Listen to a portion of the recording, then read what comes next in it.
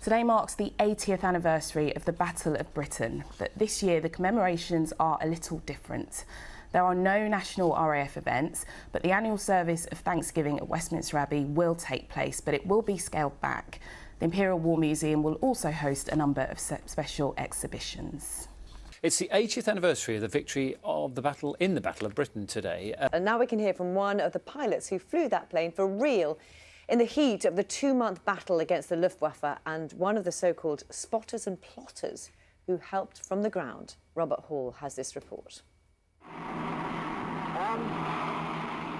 They'd been expecting it for days, the final mass attack by Hitler's Luftwaffe ahead of an invasion. The plan was straightforward. Hundreds of bombers would target London and the southern counties, whilst fighters waited to trap the RAF and wipe it out.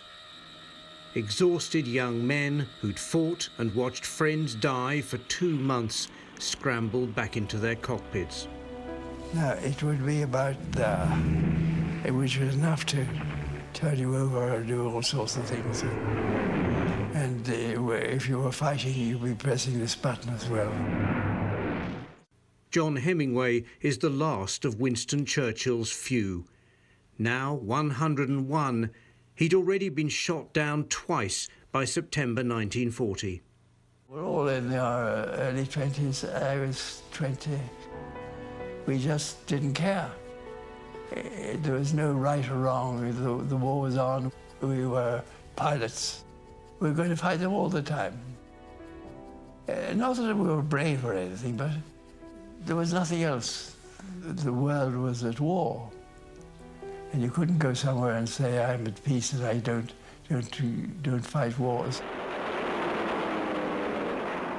As the planes weaved in a web of smoke trails over Kent, the few relied on the many. The fitters who endured the bombing of airfields and got them back into the air. The spotters, plotters and radar operators who steered them towards their next mission. Kath MacLeod was a veteran of the plotting rooms. She and her colleagues watched the blips on their screens and fed the information back to the RAF's command centres. We managed to get it so far ahead, it gave the pilots at least 6 odd minutes time to get the height, which was essential to get the incoming Germans, had to get above them. And that was the only way they could do it. I expect they wondered how they knew they were there. By the end of September the 15th, the tide had turned. German losses had been twice that of the RAF.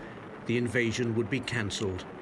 At dozens of airfields, the Spitfires and the Hurricanes came home. The main skill was luck. You had to be lucky. No matter how good you were, for instance, my boss, Dickie Lee, was the best pilot I've ever seen. But he was shot down and killed. So he had no luck. I had bags of luck. I couldn't do that. But here I am.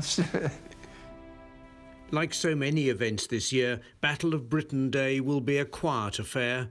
But this light show at the UK's first ever radar station in Norfolk is a reminder that we celebrate and remember a true team effort. Robert Hall, BBC News.